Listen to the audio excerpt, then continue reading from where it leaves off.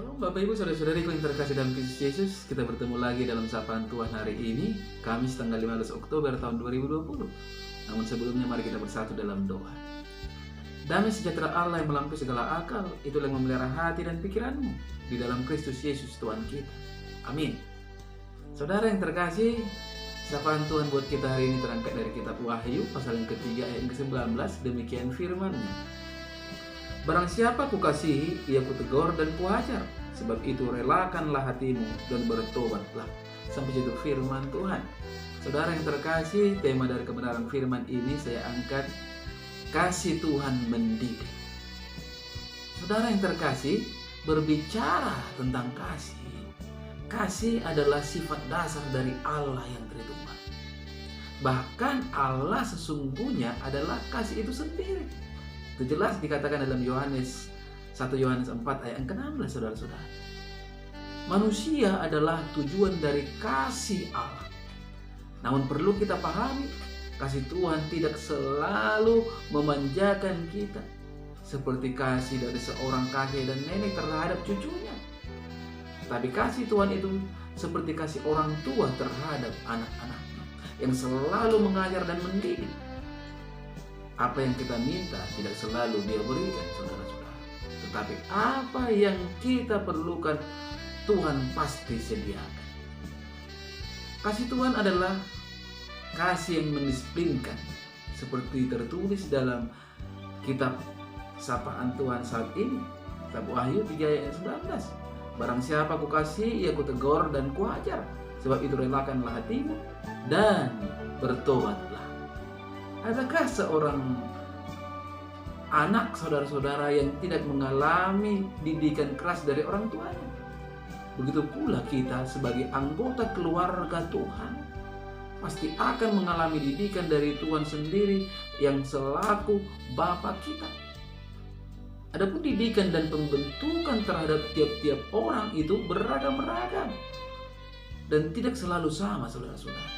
Oleh karena itu, jangan pernah putus asa dan tawar hati apabila saat ini, saudara-saudara, Tuhan mendidik kita dengan cara yang berbeda.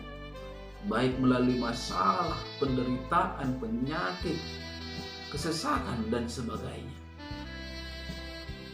Banyak di antara kita yang memberontak dan lari dari didikan Tuhan. Kita berpikir bahwa Tuhan itu tidak adil dan tidak mengasihi kita. Ingatlah saudara-saudara, seringkali cara Tuhan itu tidak terpahami dan jalan-jalannya tak terselami oleh manusia. Tidakkah tertulis dalam kitab Roma pasal yang ke-11 ayat ke-33? Sungguh tak terselidiki keputusan-keputusannya dan sungguh tak terselami jalan-jalannya. Saudara yang terkasih dalam Kristus Yesus, kita tidak perlu takut terhadap apapun yang sedang terjadi dan menimpa hidup kita. Jika semua itu diizinkan Tuhan terjadi, pasti akan mendatangkan kebaikan bagi kita. Ada rencananya yang indah di balik didikan Tuhan yang begitu keras. Begitu juga teguran bermanfaat bagi kita supaya kita bisa bertindak hati-hati agar tidak melakukan kesalahan dan tidak berkubang dalam dosa. Karena Tuhan ingin kita beroleh keselamatan, bukan kematian yang selama-lamanya. Saudara yang terkasih dalam Kristus Yesus, biarlah melalui sapaan ini kita mau dibentuk sesuai dengan kehendak Tuhan. Yang pasti rencana Tuhan buat kita selalu indah. Dan tepat pada waktunya kita akan beroleh sukacita. Amin. Kita bersatu dalam doa. Terima kasih Bapa di surga untuk kebenaran dari firman-Mu yang telah berkumandang melalui media YouTube ini, yang mengajak kami Tuhan untuk lebih memahami bahwa karya Tuhan, bahwa kasih Tuhan adalah kasih yang mendidik, bukan kasih yang meracuni. Biarlah Tuhan setiap pribadi yang mendengarkan melalui media YouTube ini semakin terberkati.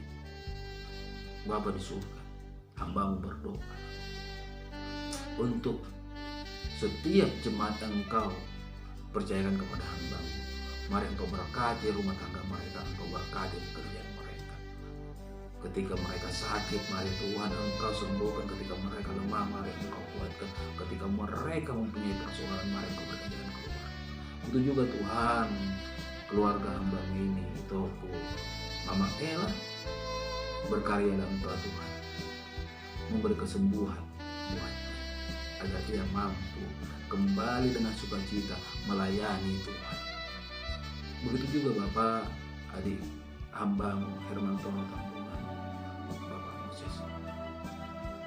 Teruslah Engkau berkarya, teruslah Engkau campur tangan dalam proses kesembuhan yang telah mereka jalani. Bagi Tuhan ada Israel, bagi Tuhan ada kesembuhan, bagi Tuhan ada mujizat. Itu juga Tuhan Yesus yang baik, penuh kasih dan penuh rahmat. Hamba-Mu juga berdoa untuk setiap punguan yang hamba-Mu masuki, dari punguan marga, punguan STM, arisan, dimanapun berada, Engkau berkati Tuhan, mulai dari anggota sampai para pengurusnya. Biarlah sayap-Mu yang penuh kasih melingkupi kami, sehingga dimanapun berada kami beroleh sukacita dan kekuatan dari Tuhan. Inilah doa hamba-Mu Tuhan di pagi hari ini, yang hamba-Mu percayakan di dalam nama Kristus Yesus Juru Selamat kami. Amin. Salam buat kita, salam sehat.